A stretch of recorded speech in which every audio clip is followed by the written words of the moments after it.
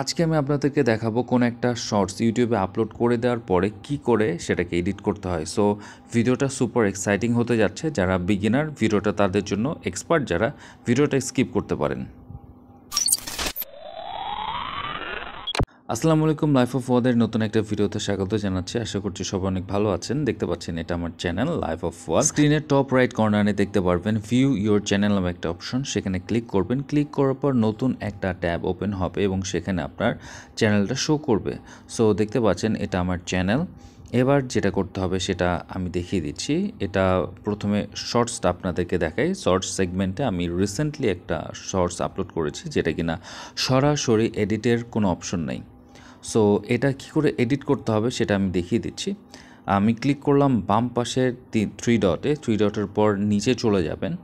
Scroll করে নিচে যেতে হবে, যাওয়ার পরে দেখবেন একটা অপশন আছে যার নাম হচ্ছে ইউটিউব স্টুডিও। সো এখানে ক্লিক করার পর দেখতে পারবেন আরও একটা নতুন ট্যাব ওপেন হয়ে গিয়েছে। একটু সময় লাগতে পারে।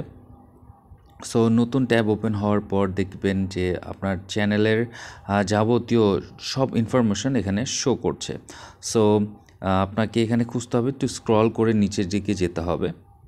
সো স্ক্রল করে নিচের দিকে দেখবেন এখানে একটা সেগমেন্ট আছে যার নাম হচ্ছে গো টু ভিডিওস। সো এটা ক্লিক করবেন। গো টু ভিডিওসে যখন ক্লিক সবগুলো ভিডিও একবারে শো করবে। তারপরে শর্টসের যে অপশনটা আছে সেখানে ক্লিক করবেন। ক্লিক করার পরে প্রথমে যে অপশনটা আছে বা যে ভিডিওটা আছে সেখানে ক্লিক করবেন। ক্লিক করার পরে দেখতে পারবেন নতুন একটা ইন্টারফেসে আপনার পুরো ভিডিওটার ডেসক্রিপশন বক্স, তারপর টাইটেল সবগুলো চলে আসছে এবং এগুলো আপনারা চাইলে এডিট করতে পারবেন।